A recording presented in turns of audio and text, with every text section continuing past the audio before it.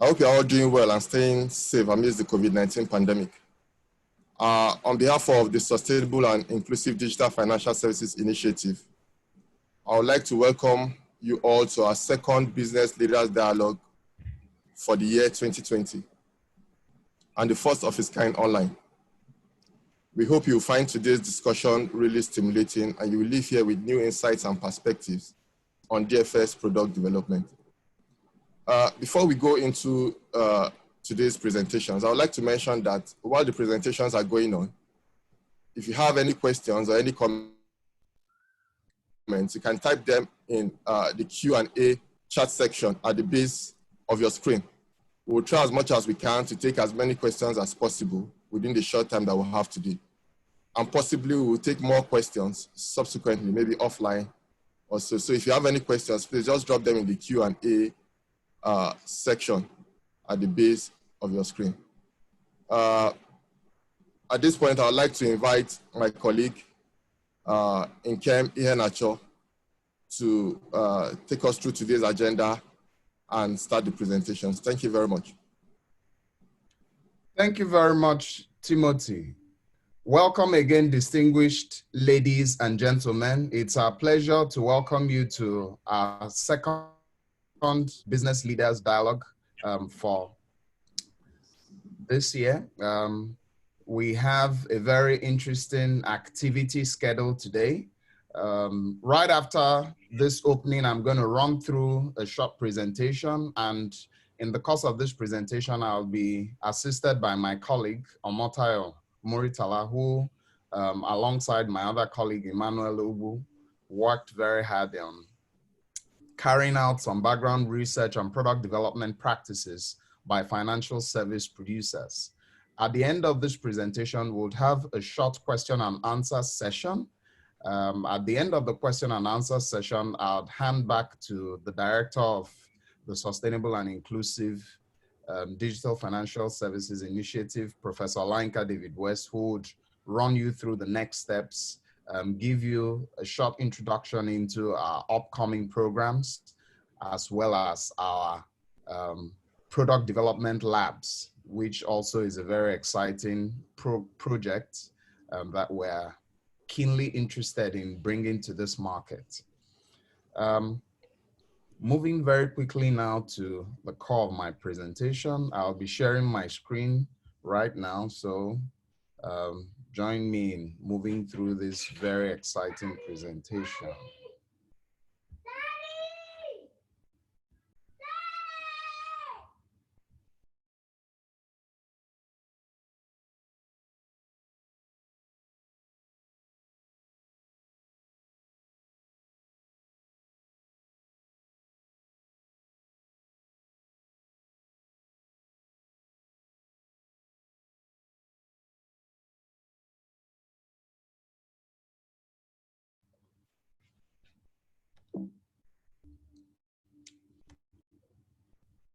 In the course of our study on product development practices by financial service producers, we first of all started by trying to dimension and identify challenges associated with low quality financial products.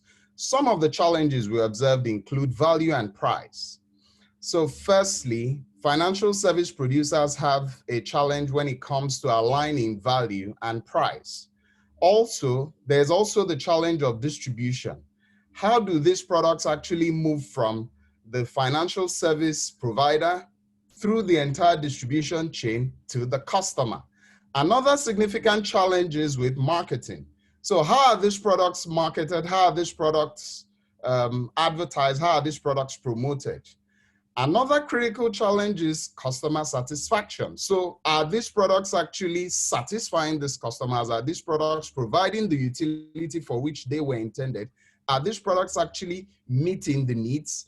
Another critical challenge is customer needs. A lot of products we've observed in this market are significantly homogeneous. And what that means is that these products are designed to appeal to a large range of customers without actually looking at the specific needs of certain segments of customers in this market. Another critical challenge we've also observed is the system. So sometimes in thinking about the product, customers are not able to see how the bank is able to loop all the aspects of the product from conception, ideation, delivery, and also consumption. And what all this results in is product failure. Although a lot of reasons have been adduced to our low levels of financial inclusion in Nigeria, in spite of the modest efforts that have been made over the last couple of years by the regulator, the financial service producers, as well as all the participants in the ecosystem, we have consistently recorded low financial inclusion numbers in Nigeria. I'll hand over to my colleague now, Motayo, who will walk us through the product development process and also share some insights from our study.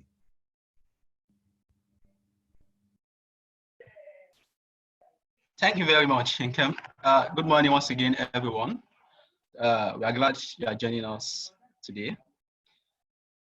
We started on a journey to understand the product development practices in the industry.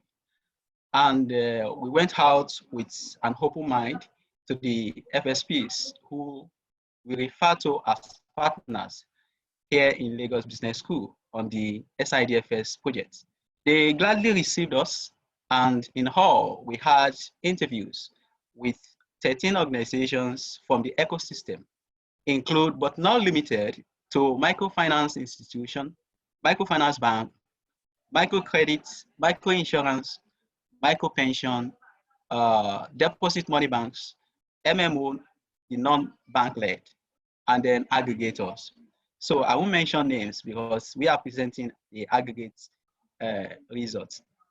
So in the course of this discussion, I'm going to be presenting findings from our engagement with the industry. But before I take us further into this journey, I would like to start by presenting and giving us the overview of what a typical product development process looks like, which serves as our baseline for this study.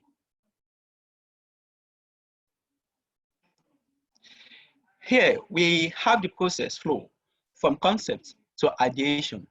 And the panel below, actually below each stage, has a list of activities, resources, and tools required to be successful at each stage. And if I start with concepts, for instance, we have ideation, idea recognition, idea sourcing, idea screening, resources, techniques, people, process, activation, and control agents. The next stage is research and market exploration. And the activity that constitutes this stage are market forecast, market need analysis, market segmentation, market sizing, growth potential, route to market, people, and competition. All these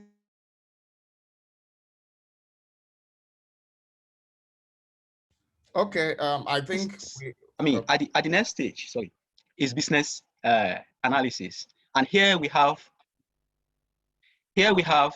business case. We have business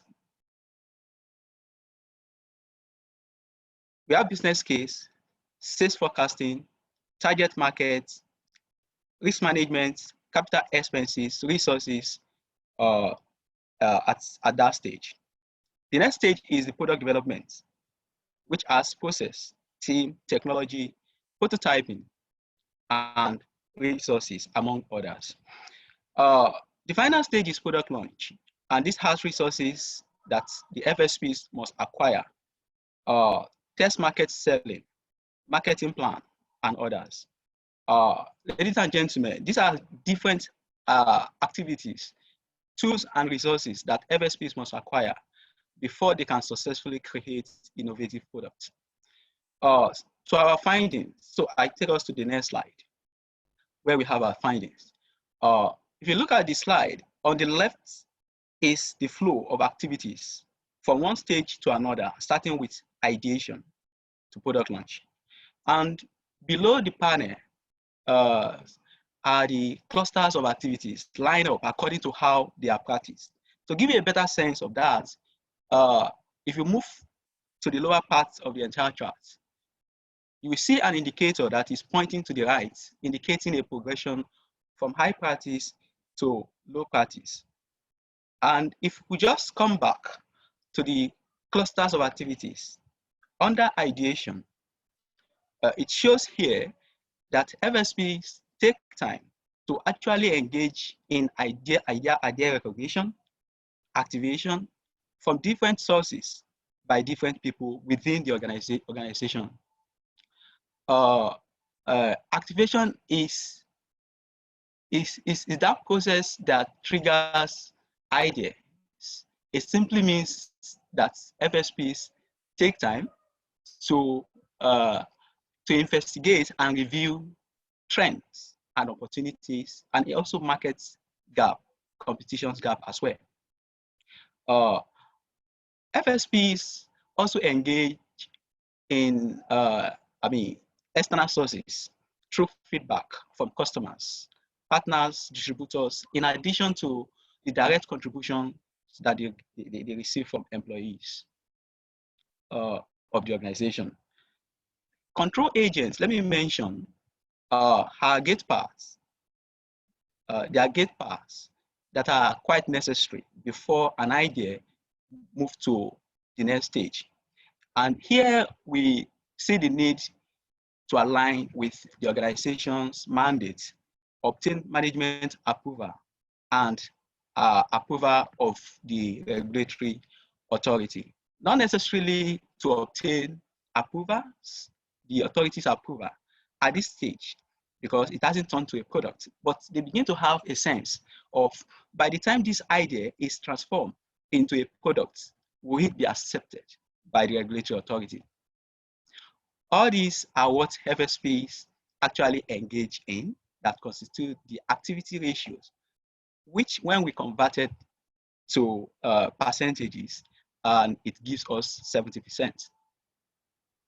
On the right, we have the rest of the activities that are less practiced, and particularly here, under ideation, is the concept testing. At the market research stage, which is the immediate stage following the ideation, what FSP devotes much of their time and effort to is determining if, the need of prospects and customers. And what has been so helpful here have feedback survey, meetings, and engagements, particularly by the microfinance institutions and microfinance banks. And we observe that sales and customer service team are most responsible for getting feedback from the field.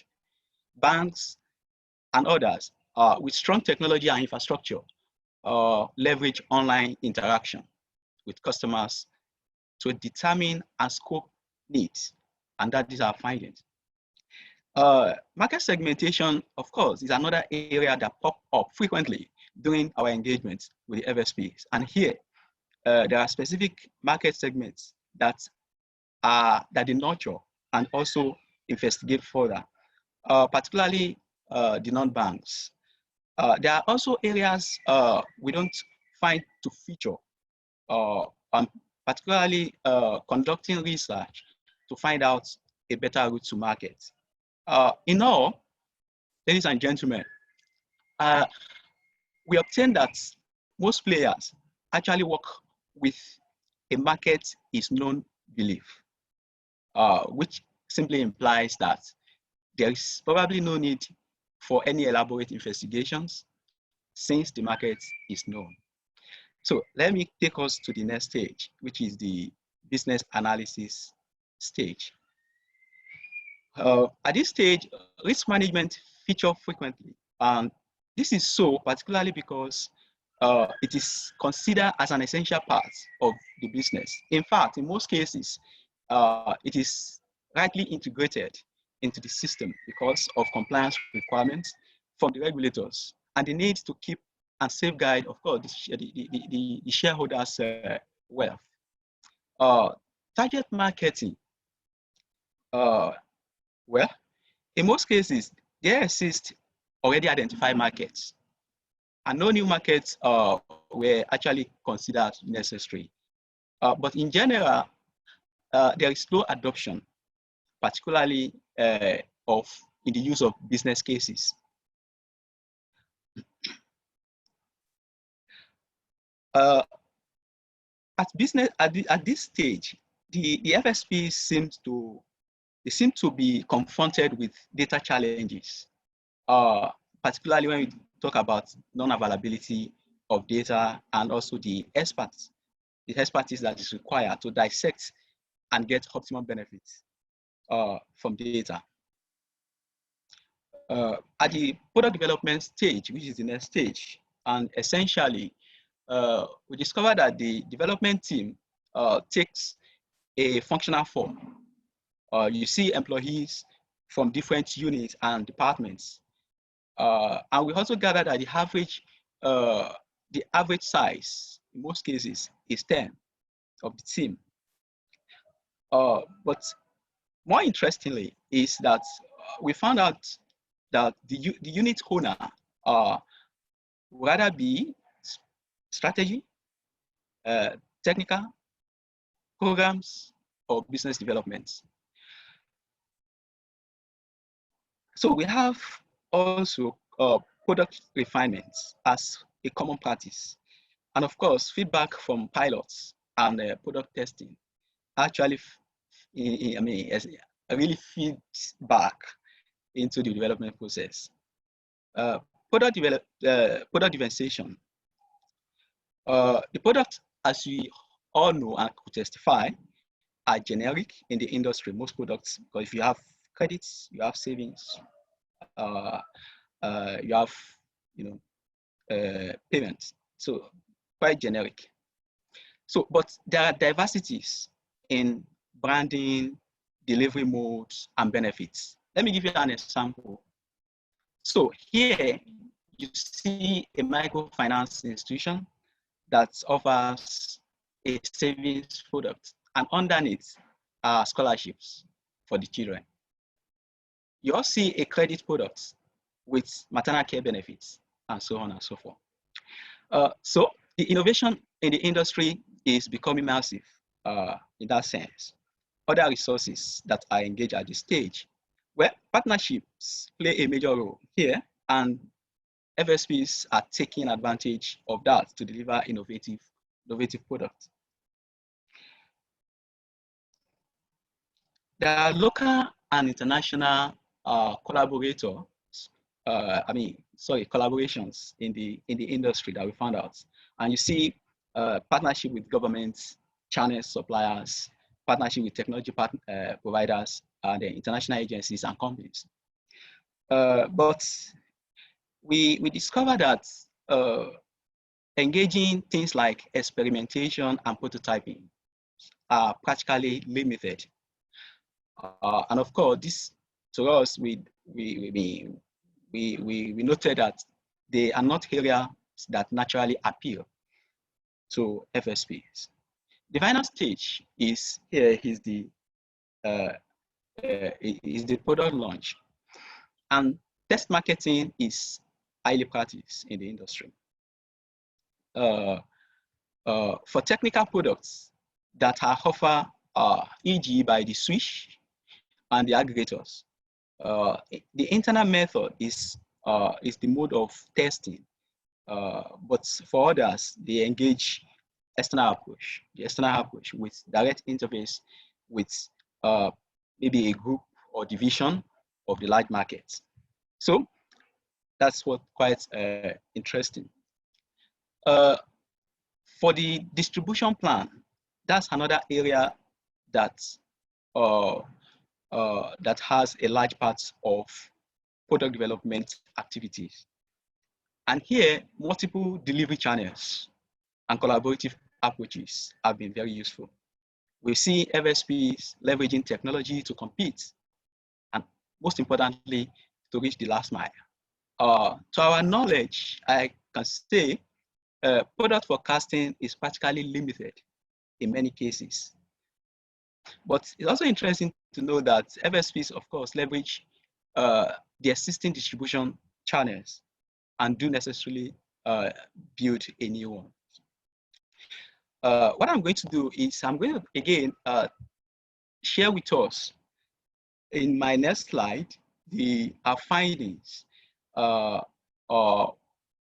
and lessons that could be of benefit to FSPs, which we gathered in the course of our interactions with fast-moving consumer goods companies, that's FMCGS. We engage particularly the international ones, so as to know how also they are churning out, coming out with different products that are accepted by the customers.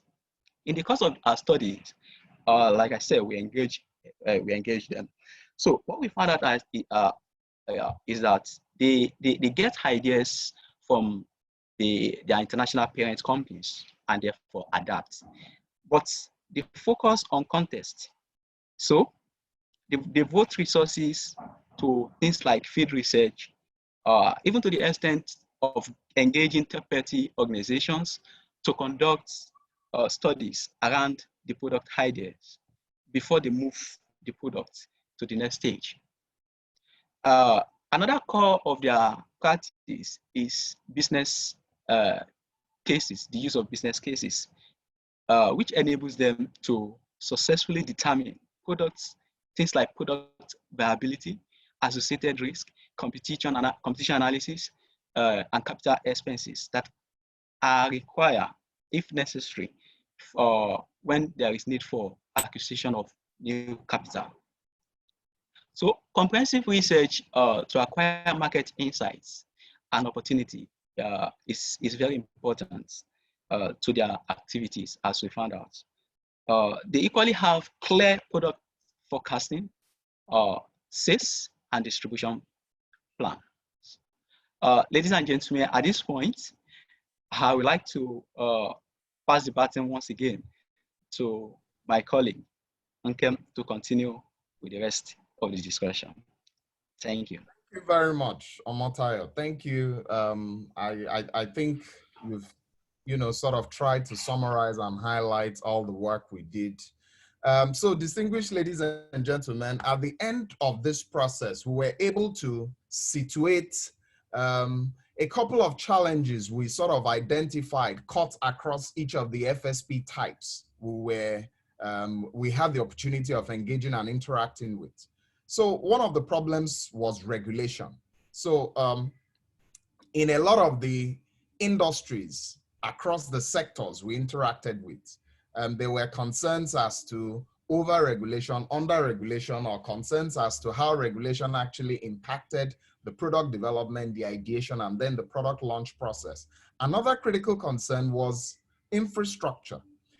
So technology infrastructure, as well as all the other parts that come together in making sure that the product is delivered.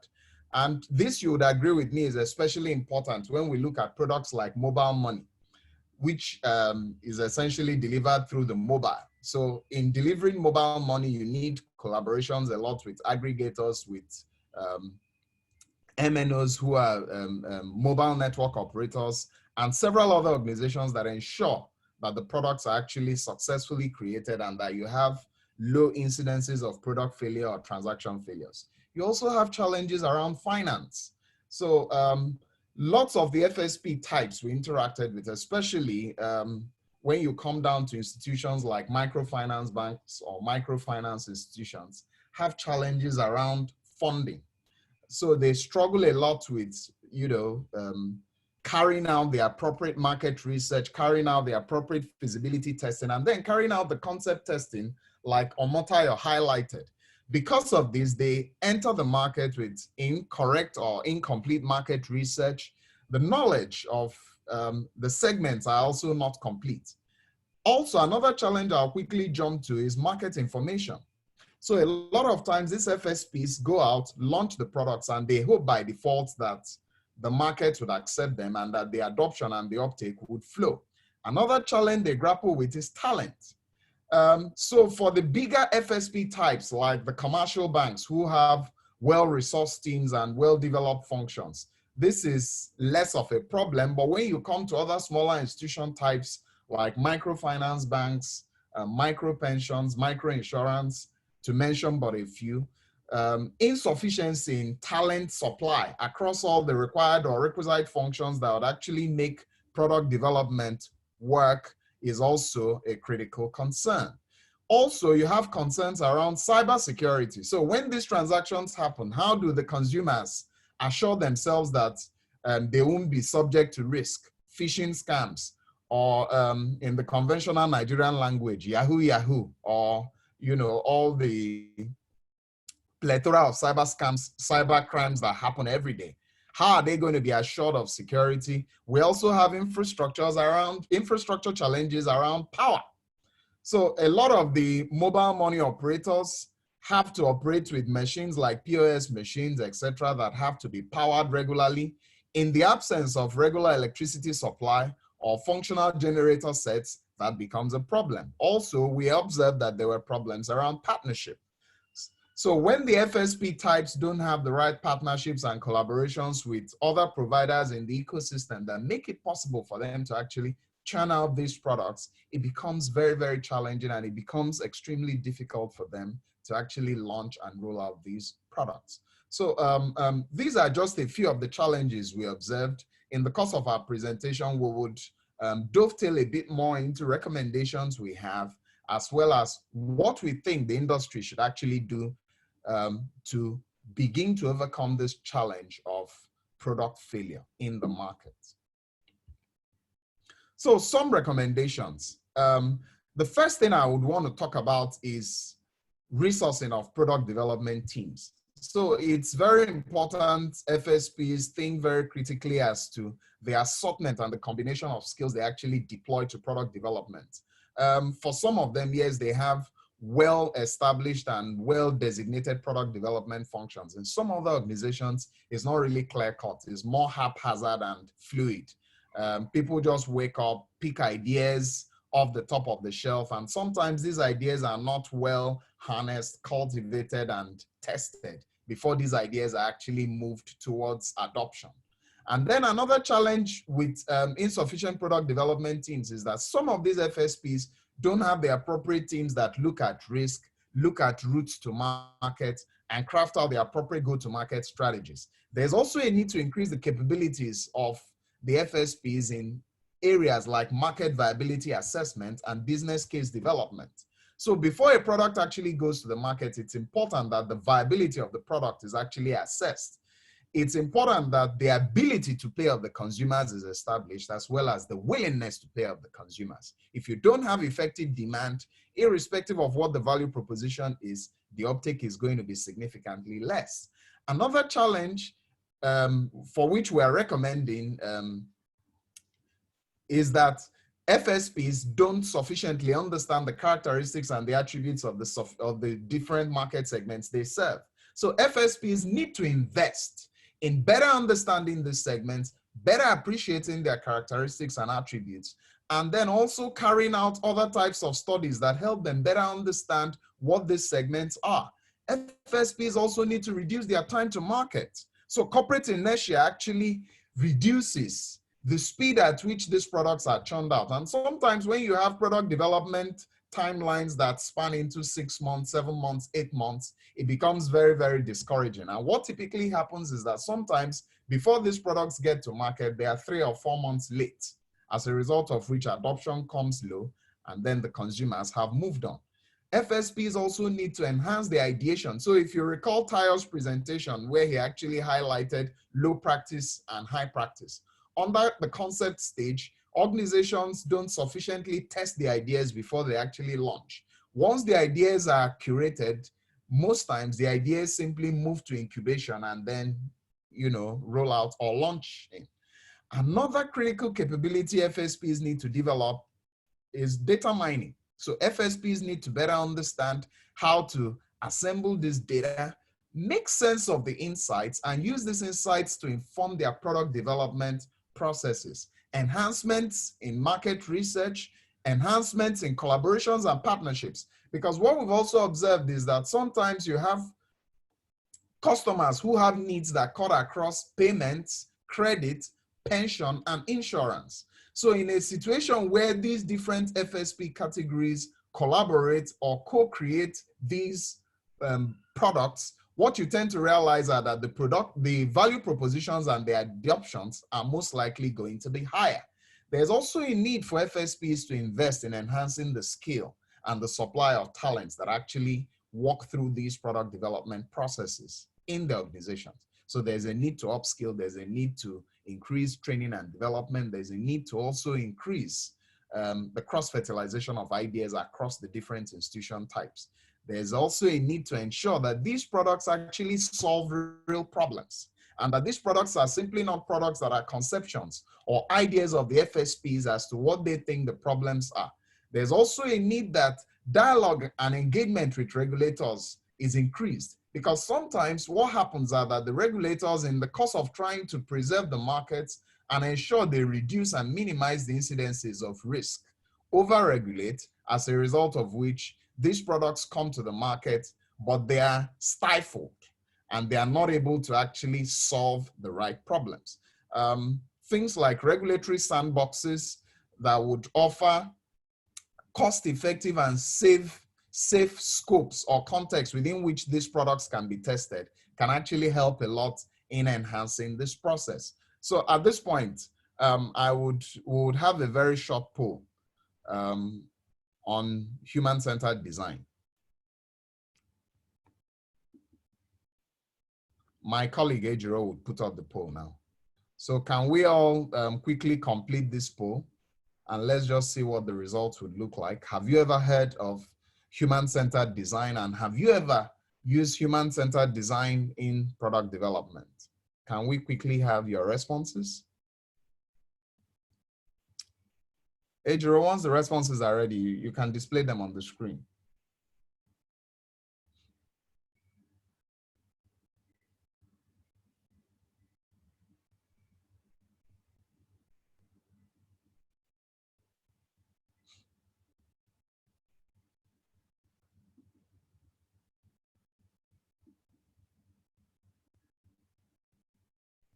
Wow, this is exciting. So now we can see that 67% of our audience has heard about the human-centered design process, and only about 37% actually confirmed that they have used it before in designing products and in launching products. This is quite interesting. Okay. So I'll have a short video now. The Foundation has been helping the world's poorest become financially self-sufficient. At the core of our innovation process is the practice of human-centered design, a set of methods and guiding principles that help organizations discover and address the needs of their end users.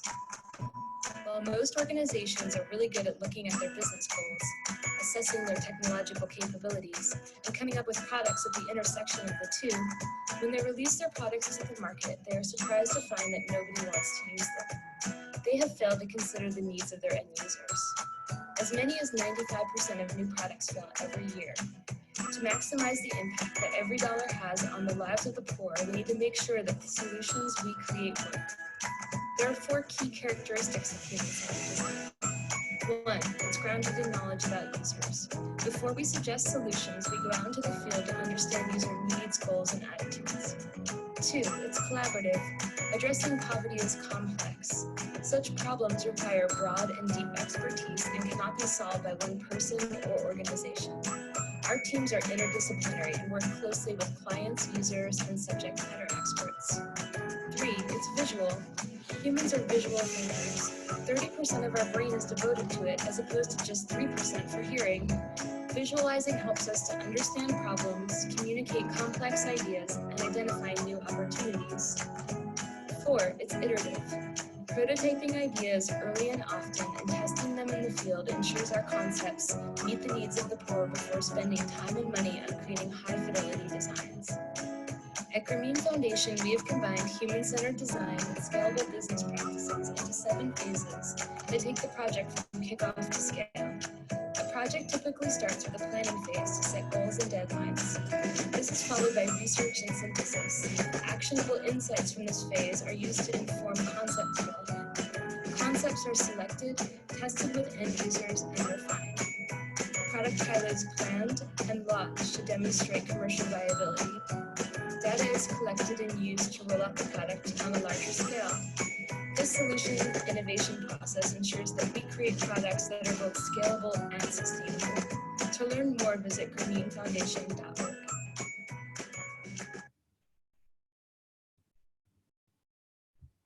Okay. So, ladies and gentlemen, that short video was just from Grameen Foundation as to how the human-centered design process was adopted in designing products for the poor in Grameen Bank, and how these products have actually impacted on the users. After this next set of slides, I'll give some insights as to how Grameen has actually achieved very remarkable results. Grameen, as some of us may be aware, is a microfinance institution founded by Professor Mohammed Yunus in Bangladesh in 1983. Grameen has been a model financial service provider in serving the poor and has been remarkably successful in creating value propositions for the poor over the last nearly 40 years, 39 years now to be precise. Now, what's human-centered design? Just following from the video, human-centered design is essentially a design process that involves designing for the people that are meant to consume the product or service by not focusing on the product or focusing on the capabilities of the technology of the financial service provider, but by more specifically focusing on the needs of the consumer and ensuring that the design effort is tied towards creating a long-term solution for the consumers. Now, why do we think human-centered design is necessary in Nigeria? Lots and lots of providers have argued and have alluded on several occasions as to why Nigeria has suffered low financial inclusion rates, despite all the concerted efforts made by stakeholders, by our own Central Bank of Nigeria, by development partners, as well as all the billions of naira that has been pumped into this initiative at various levels, given the collaboration of tons and tons of private and public sector institutions. One key thing we have found in our research in sustainable and inclusive digital financial services initiatives are that a lot of the financial service products designed and deployed for the poor are not actually designed to solve their problems. A lot of these products are offshoots of existing solutions that are created for, permit my language, for the rich or for the overbanked. So what essentially happens are that FSPs customize and take existing products and try to retrofit these existing products and expect these products to achieve the same results they will typically achieve in the highly banked and highly served areas when they come to the underserved areas. What we've observed is that a lot of the products and a lot of the value propositions don't actually speak to the needs and the circumstances of these consumers. Now, what does the human-centered design process do? The human-centered design process essentially forces the designer of the product to put himself or herself in the shoes of the consumer and empathetically understand what the life cycle of the consumer is, what the problems and difficulties of the consumer are, what the challenges and aspirations of the consumer are, and specifically understand how is this product going to improve or enhance the life of the consumer. Now, there are a couple of principles that make human-centered design process quite unique and novel. First of all, there's the focus on the people. So HCD places very deep focus or empathy on the people for which the product is being designed. The second thing is identification of the problem. So sometimes you think you're solving the right problem, but you're actually solving a symptom of the problem. And what HCD does is that HCD tries to go down the layer. So think about extending ATMs to rural areas. And then a financial service provider is not asking the question, how are the users of this product going to interact with these ATMs? How do we make sure that these ATMs are able to serve illiterate people in these rural communities. When these illiterate people come to interact with these machines, how is their security going to be assured? How are we going to ensure that these ATMs are able to speak not just the local dialect, but then the local dialect in the intonation these local consumers hear and connect to? So HCD processes have been employed and deployed by world-class design organizations in solving all types of problems, though it's a lot more popular in the development sector in designing products for the poor. But one area we think HCD has a lot of promise is actually in designing value propositions for the unbanked consumer. Another area is that HCD thinks of everything as a system. So HCD doesn't simply, or rather, when you're thinking about HCD, you're not just thinking about the product as a standalone. You're thinking about the product. You're thinking about the agent who is going to be delivering this product. You're thinking about the challenges the agent would have. You're moving further to ask, how will the solution this agent has solve the problem of the consumer? What are the concerns of the consumer? How will this consumer receive this product from the agent? And when this consumer receives this product from the agent, how will this consumer deploy this product in solving their specific needs? What are the various linkages and what are the relationships that would have to be harnessed or enhanced to ensure that this product is actually able to solve problems? So I'll give an example of a real-life design problem. One of the greatest or the biggest microfinance institutions in Nigeria is actually facing with their consumers. And that's a problem when it has to do with digital credit. So what has happened is that they've created digital wallets, and then with the help of card provider organizations like InterSwitch, MasterCard, Visa, etc., they've loaded these credits onto wallets. And then these poor traders and poor farmers in these rural areas are expected to use these ATMs, to use these cards to transact, to sell, and then make their payments back through this card, through all the various channels that have been provided. Now, what happens is that when these cards are taken, this credit is loaded on the card. The challenge is that when this farmer takes this card and this credit, this farmer is not able to sell or use the credit directly through the card to buy. Or this farmer is not able to sell by receiving payments into the card, because what happens is that all the other aspects of the ecosystem are disconnected from the card. So what eventually happens is that this card is now put into an ATM machine. This credit is drawn back in cash, which is exactly the problem the FSP is trying to solve, or the situation the FSP is trying to avoid. This credit is utilized, and then at the end of the day, payments are made back to the card. So the whole essence of ensuring that the credit is digitally deployed and digitally consumed fails. So what HCD does is that it thinks of everything as a system. And another critical thing about HCD are that designs are very iteratively and engagingly tested. So some basic steps in the HCD process include empathy. You learn about the audience and you sit down with the audience to understand what are their needs, what are their circumstances. And you essentially carry this out by observation. You ask the question, who is my user? What matters most to this person? Definition.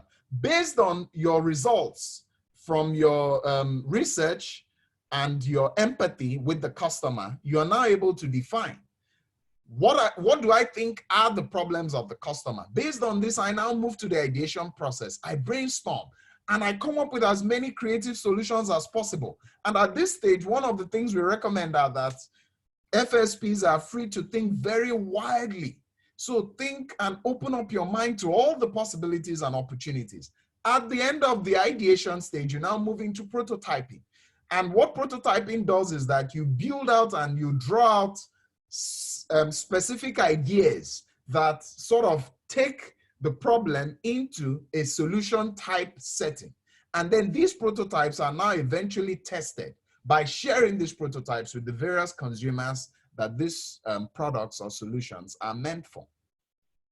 Now, what are the core benefits for HCD, and why do we think financial service providers should actually begin to use HCD widely in all the things they do. In thinking about their products and even in thinking about how they enhance and design their internal processes, which in turn impact on how these products are launched and how these products are consumed and used by the customers. The internal processes also inform the type of customer experience the customers have when they actually interact with these FSPs. First of all, FSPs are better able to understand the segments of the underbanked and the unbanked consumer. CGAP simply defines that as bringing the voice of the customer into the boardroom. In one of my first experiences with HCD, when I went out with a design team to a rural community in Anambra, I was overwhelmed with shame and shock as to the extent to which FSPs were far away from the typical circumstances of the consumer. You tend to realize that the circumstance of a farmer in Ijebu-Ode is different from the circumstances of the same type of farmer, probably a cassava farmer, in Enugu. And then as such, the types of financial service products you design for them, both at the point of credit, at the point of savings, and at the point of payment, has to be significantly different. So I came up with the realization that there is a strong and urgent need for FSPs to actually come together. And when I came back and shared these insights with our broader team, we all collectively agreed that this was a concern. So ladies and gentlemen, as we continue, please make sure you post your questions on the Q&A section, because after this presentation, we would move immediately to that area. Also, HCD helps FSPs discern the real problems and barriers in product adoption and use. And like I earlier said, it can be applied to every single aspect of the customer's life and interaction with the product, from customer acquisition to agent management, to agent development, to customer education, etc. FSPs can also, build products with a lot more confidence, because what's happening now is that FSPs are simply designing these products, but it doesn't essentially help, because they don't typically know how these consumers are going to consume these products. But when an FSP is actively involved in using the HCD process, what happens are that managers are able to understand the customers creatively, iteratively, and effectively. FSPs can also enhance their competitiveness, increase revenues, and improve the financial health of the organizations, enhance brand loyalty, significantly reduce design and deployment errors, reduce time to market, enhance development cost, and then also increase the accuracy that ultimately avoids reworks in the design of the product. HCD also challenges FSPs to understand, create, and evolve, as well as test possible solutions and repeat the cycle for as many times as it takes until they have the confidence that this product is actually custom built and strong enough to solve the problem of the consumer. Also, most of the customer-centric and innovative concepts would fail without an ecosystem designed around the needs of the customer. So in the case of Grameen Bank, the slide I'm presenting now sort of shows how their loan book has grown 2018 to 2017, how their outstanding loans as well as how their cumulative disbursements have grown. Grameen Bank has been a phenomenally successful case. They've massively increased customer groups, they've increased product adoption, they've reduced poverty in Bangladesh, and they've been a subject of various case studies. They've attracted a lot of attention from the world over in creatively solving and addressing the needs of the poor using HCD. So at this point, we'll move to your questions and answers. So if you have a question or if you need to raise up your hand, just let us know. We will unmute you and make it possible for you to ask your questions.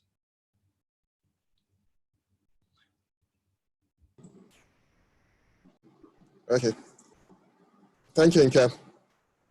Thank you very much, Timothy. So we have one question here. So I'm going to direct this question to Professor Ajayi. Professor Ajayi is our policy lead on the Sustainable and Inclusive Digital Financial Services Initiative. So this question is from Onoha Chijoke.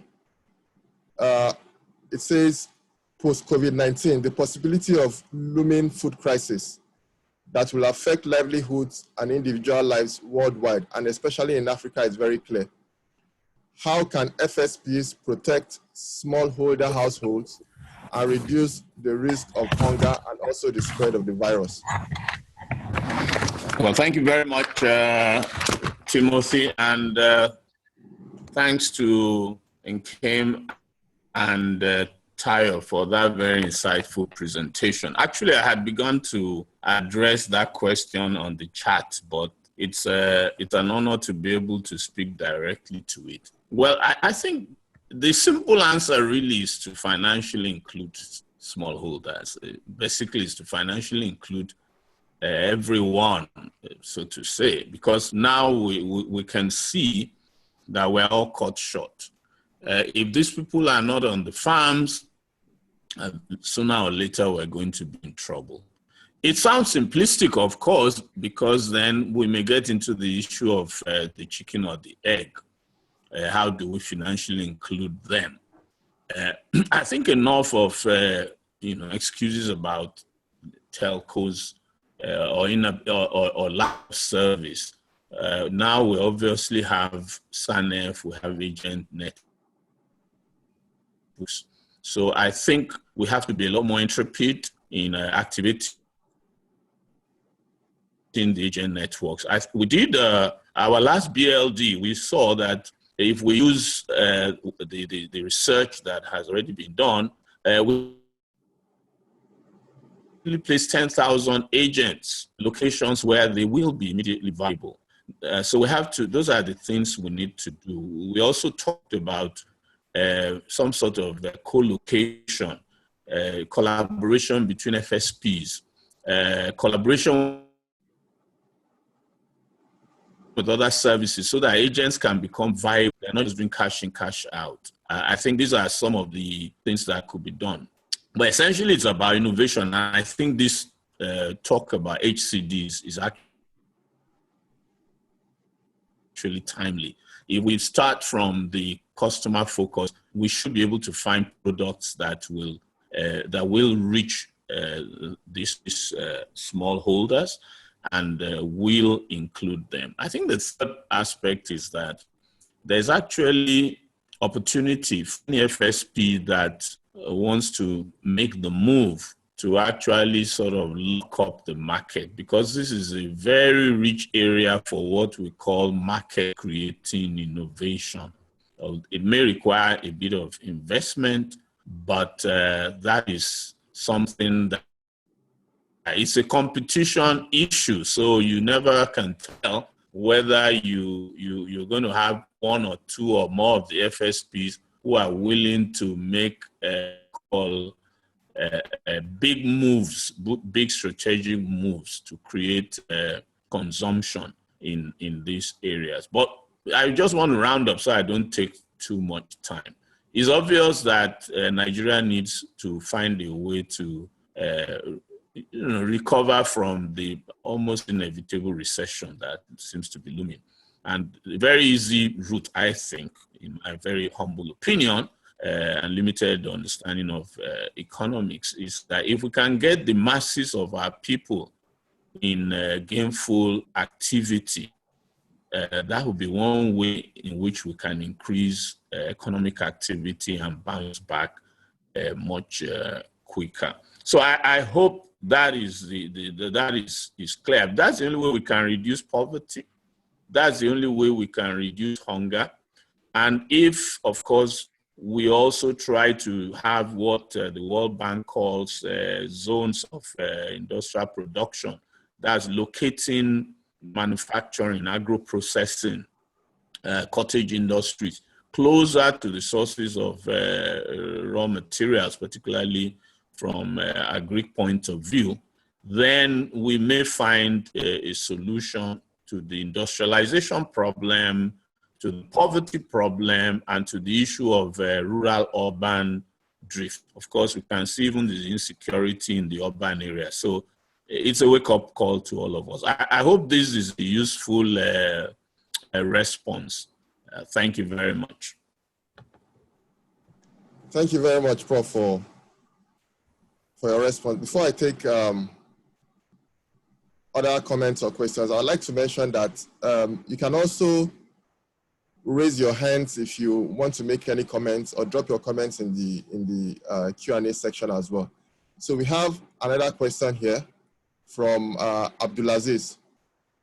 It says, considering the use case Nkem gave about an MFB that uses digital wallets and cards to deliver and deploy credits to informal sectors, he made mention about the failure of the scheme.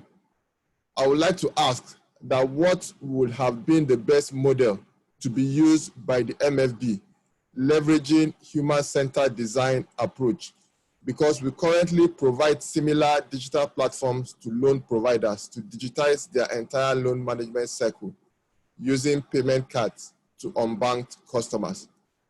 So I think, Nkem, this question is directed to you. Please let me know if you want me to take the question again. No, Timothy, thank you very much. And thank you to Abdulaziz for that very fantastic question. Abdulaziz, from the comments, you're in the business of delivering and deploying digital credit.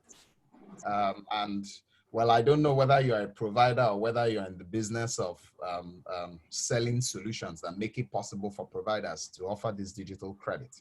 So the first question I would ask is, this product you're actually designing and deploying, have you actually thought through how the consumer would receive this product, how the FSP would deploy this product, and how the consumer would actually use this product? So if it's a digital credit, is the objective of the product to actually move the consumer towards carrying out all their transactions digitally?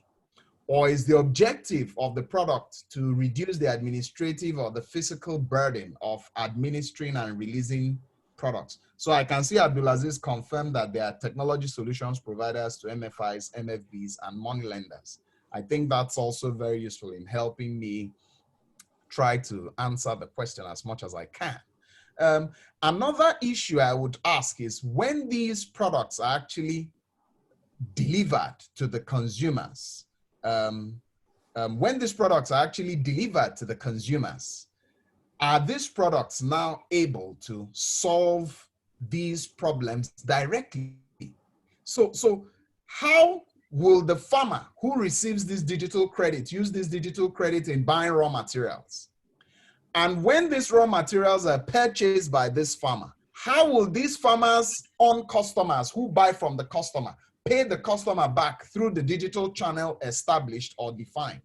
So your product has to simply go beyond helping the bank or the MFI administer the product. Your solution also has to go into thinking about how the different segments of consumers who are going to be using this digital credit, how they are going to deploy this credit in trading, deploy this credit in buying, deploy this credit in purchasing raw materials, and then also how these customers are going to be paid back through these digital channels that you have created for them. So Abdulaziz, we've enabled you, we've made it possible for you to talk. So you can actually speak to give us a bit more context. Okay, thank you very much, sir. And thanks for the privilege. Why I asked the question is because we have practical use cases from different clients we deploy our solution to, and as much as possible. Let me just give you a practical use case of the client. There's this particular client, before we plan to onboard them, they have been using, they've been doing their loan process manually, from loan application to loan, disbursement, review, and the likes. To the extent that when we initially visited their office, we had to see a lot of the informal kind of people waiting to get their loans at their office at the reception.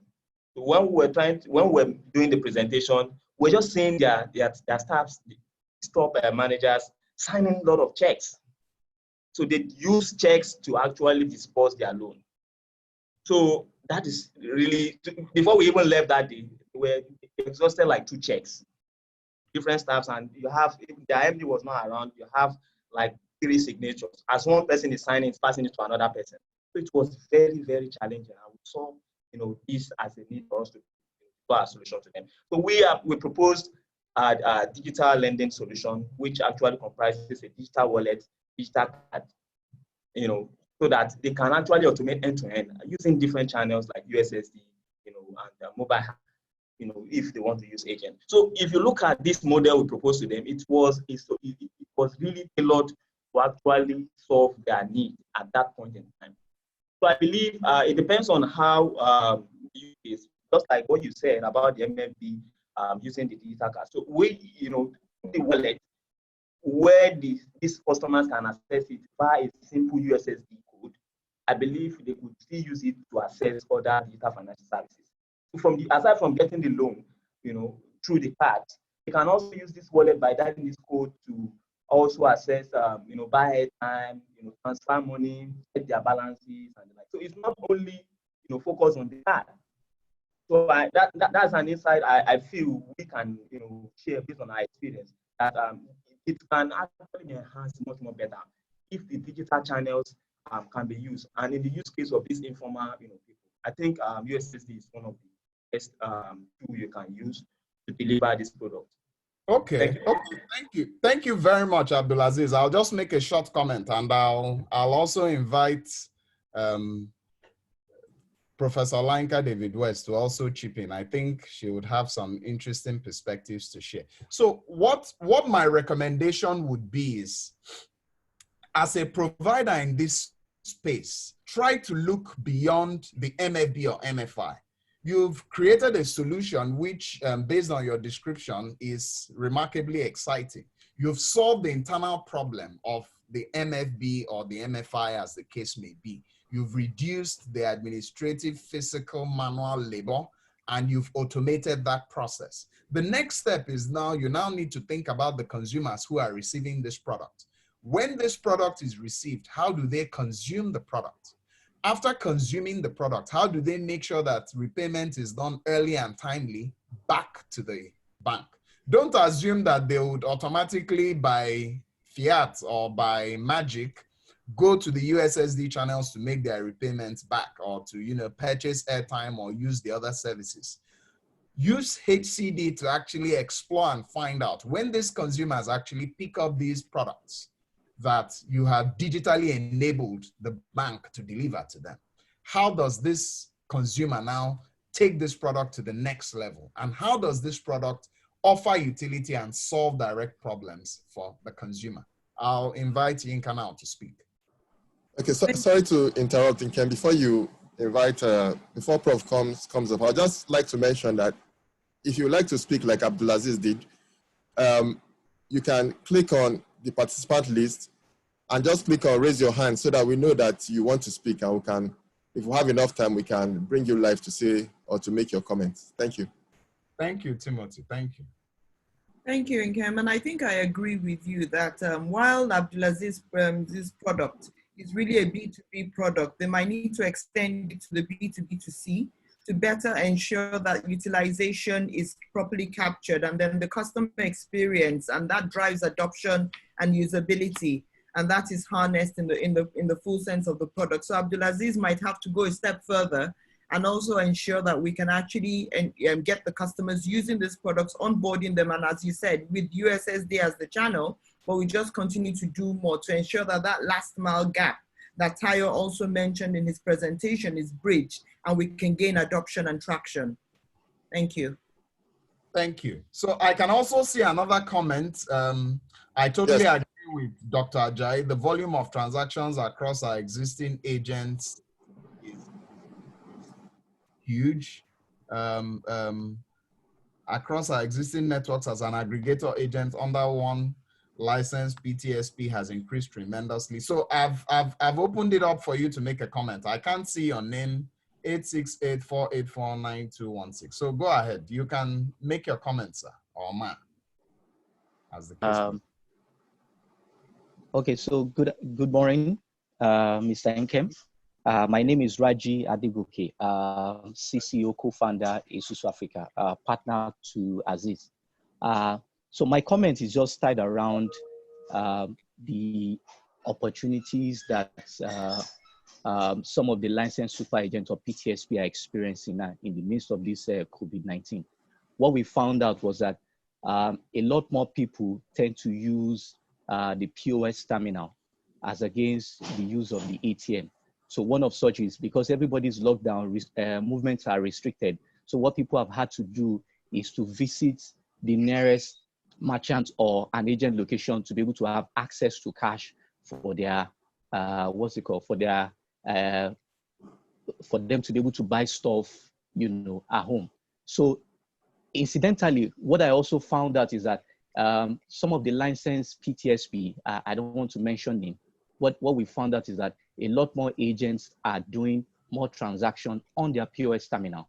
So, however, how the agents have been able to manage liquidity, is something that really surprises me. So, one of the things I found out was that there was an agent in a particular location that was close to some of the retail FMCGs. So what the agent does is that at the point in time when he or she needs cash to be able to service his or her own customer for cash out, that agent walks to that retail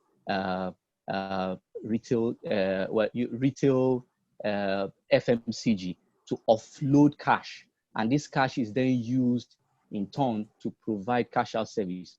So the feedback from the agent confirms that he's been able to do a lot more in terms of transaction, and he was also able to make a lot more in terms of revenue. So this is just a personal observation.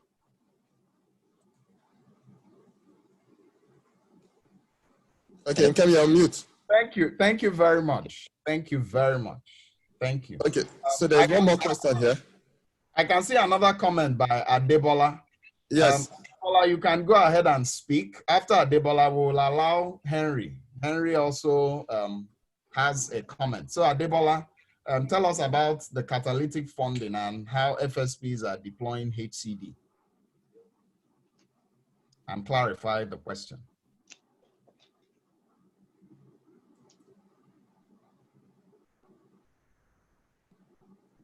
Okay, while we're waiting for Adebola, Henry, you can go ahead, please. Right. Good morning, everyone. Thank you so much. Sorry, I actually joined late. I just want to respond to what Aziz mentioned. My comment here is that in terms of when you're using HTD, human-centered design actually to deploying technology. It's very important for technology service providers to understand that for the low-income people, it calls for a paradigm shift. Some of these people have not used any sort of technology before to assess maybe the financial services or any product they are using. They currently use their crude means or traditional means to assess the products and services in their communities. It's very important to understand that it calls for a paradigm shift. So you don't expect, so if you develop, if the technology may sound innovative and very interesting, but if you throw it on the low income people and you want them to expect immediate uptake and usage, I think in most cases you're going to struggle. So first, as part of the process of the technology, considering the human-centered design, you have to come up with a process that you can walk through so that you will intentionally move these customers or low-income people to the technology, not just to force for them to start using it immediately. There should be a process. Maybe you can start by using agent rendering these services. When they get comfortable with the using the agent channel, you can now start putting them through on how to use the USSD. Some of these people actually don't even have a phone, or let alone use any form of technology to assess any product or services currently. So it's very important to also understand that it calls for paradigm shift. So you have to put a process in place to navigate the users through the new technology. Thank you so much, Henry. That's very, very deep. I mean, you've also revealed your very deep expertise and several years of experience in working with agents. And you're actually correct. You see, sometimes too, we make mistakes in assumptions. We assume. We understand these consumers. We understand what assets they have in terms of infrastructure and technology. We also understand what their aspirations are.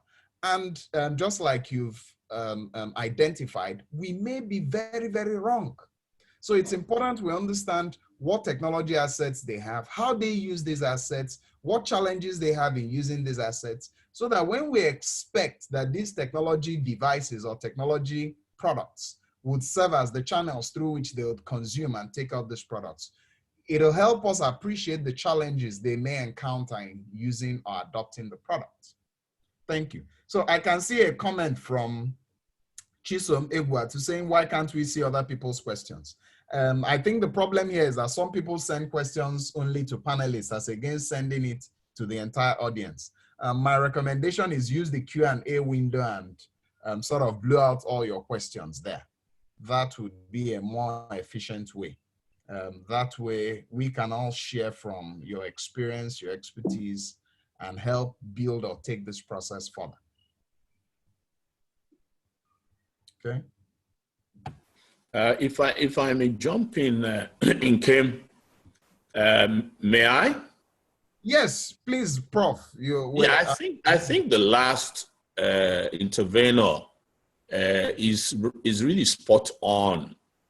So, because this is very topical, it's product development that is really very key here, because there are viable segments among these, whether you call them smallholder farmers or whether you think of them as rural folks. Even in the urban areas, there are segments that are yet unserved or underserved simply because the right product, maybe I shouldn't use the word, the appropriate product has not yet been developed. So I think, just to ride on what you said and what the last intervener said, if we start from the perspective of the customer, if we try to do the research or use the research and see the numbers, the population in various unserved comments, it's now a race as to what are their needs, how can we best reach them, what's their ecosystem. And I think this is a way for FSPs post-COVID to house it now, to get on. There's no doubt that non-performing loans will increase, other segments may drag, but just even cash in, cash out services or transactions, of which banks are now making quite some commission. If we could expand the customer base, I think that would be a good mix to revenue. So I want to just underscore the fact that this is something that we probably must take as primary for post-COVID navigation. Thank you. Thank you very much, Prof. Very, very exciting and useful insight. So in the absence of any other questions, distinguished lady. Sorry, Nkem, please, you haven't addressed Adebola. Adebola question. Okay. Yeah. Okay, thank you very much. So Adebola says, what options have you identified for FSPs to offset associated expenses in using the HCD approach in Nigeria? This is a very interesting question. So I would try to make a comment, and permit me again, I'll invite Yinka to speak further on this. So one area I actually think FSPs can explore in offsetting the cost, because Debola's point is very correct. There's quite significant cost and time as well as patience associated with using HCD. One area FSPs can actually offset the cost is in collaboration. When these projects are co-created and then these insights are publicly shared. In SIDFS, We have a report called the Customer Segmentation Report, which we did collaboratively working with the Dalberg design team, where we had senior designers from all across the globe. And we came up with some archetypes in that report. I mean, Timothy would be kind enough to share the electronic version of the report with all the attendees of this BLD, where we actually identified some of these segments, identified some attributes in these segments. And this report, as well as all the research that came out of this report, was work that was done from HCD and then complemented with some large-scale quantitative surveys of a representative national sample. So I think that's a first starting point. Grab that report, dissect that report, digest that report, and then co-create projects collaboratively. So associations like the Bankers Committee, National Association of Microfinance Banks, etc., provide very good platforms where FSPs can come together, co-design the projects, and then share the development costs as well as the insights, and then move out to build the propositions for the segments they find most suitable or most appropriate for the capabilities and resources they have. I'll call on Yinka now to also make a comment. Thank you, Nkem. And I think if you don't mind, Timothy, I'll just use this to segue into talking about next steps and what we do at SIDFS. And I think generally I'm going to share my screen and just show you in terms of what our role is at SIDFS. So one of the ways we want to also use to offset some of these costs is by supporting the ecosystem and FSPs in their capabilities to design appropriate products for the poor. And we do this in 4 ways. We do this through research and finding out, providing the evidence base for enabling the FSPs. We do this by equipping them, and I'll talk a bit more about that in a minute. We do this also by engaging in thematic discussions through channels and fora such as this. And also we do this with the information and the newsletters that we publish. And I'm sure you've been receiving monthly policy updates on what's going on in the ecosystem, as well as our annual conference, which we still hope to have at the end of the year. So one of the things we want to do is to bridge that gap in ensuring that we serve the community and we serve the ecosystem in enhancing their capabilities and abilities. In the course of doing that, we're also mindful that we want to build more capacity. And one of the areas that we've come to design is building capacity in HCD through a product development lab, which we're launching in May. And this lab is really an innovative product. It's taken us through the innovative product development processes used by the leading tech companies and financial inclusions and financial institutions across the world. And what we want to do through that lab is bring to the fore and bring to the Nigerian FSP community of how to go about that process. Now, in the earlier polling we ran, we found out that yes, 67% of you have never used HCD, and it is quite an expensive process to go through. And what we've also come out in the conversations now is that customers are not homogeneous, so we need to take their factors and their characteristics, financial behaviors, psychometric characteristics into consideration and build that all into what we do and design in products. So that capacity really needs to reside with the FSPs, because it's not something they're going to do once and throw away. It's something they're going to continue doing iteratively on and on as they want to target and engage different customer segments. So HCD, the lab is one of those. Now, through the SIDFS lab, we're going to sort of take in most of our partner communities, but we're also insisting, because as HCD is a collaborative process, we also want to work with development teams, not individuals in that sense. So we would like development teams from the institutions to come into the lab and work together and co-create these new initiatives and products and services together. Through the process of the lab, we have 3 stages. We have a prepare stage, which is the stage of doing the discovery, the customer research, and some of the things which will take everybody through. However, we go into a further stage, and I think Henry mentioned this in terms of understanding the fact that all our consumers are different and they have different capabilities, especially digital capabilities. And there are processes and activities which in terms of prototyping, and through the lab process in the second stage, we want to go through both low fidelity prototyping as well as high fidelity prototyping. And then in the final stage, we want to help consumers and FSPs pilot and take those products into the market space and monitor them over time to ensure that they're actually meeting the needs of the customers, and also build a rollout plan so we can continually update and refine those products as the customers become more savvy. Because one of the things also that we've observed is that sometimes we try and build all the features into one product set rather than refining and updating and refining as the customers engage in the products and services.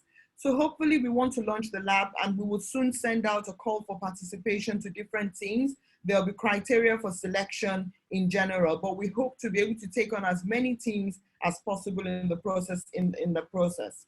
The next activity that we also want to introduce is a capacity building program. And since 2016, when we started this initiative, we've always been talking about the ability to build sustainable business models that would drive financial inclusion, because we realize that working with the underserved market segment, we need to think about our business models a bit differently than when we're working with value-driven customers or premium segments like we see in urban areas. So this is the certified course called Building Sustainable Business Models for Financial Inclusion. And initially we had hoped to run this in a face-to-face model, but now we are going to run it as a pure online course, which will start in May. And so we hope that we'll start doing the marketing in another week or so. And we hope that as many of you will be able to join this. The whole idea is to help us think about our business models, rethink how we want to deliver sustainable and build the skills and capabilities and using tools to enable sustainable business models in the ecosystem. So on that note, I want to say that's what we have in stock for you, and we are going to continue working with you and engaging with you through digital channels and means in spite of the lockdown. Thank you all very much, and stay safe.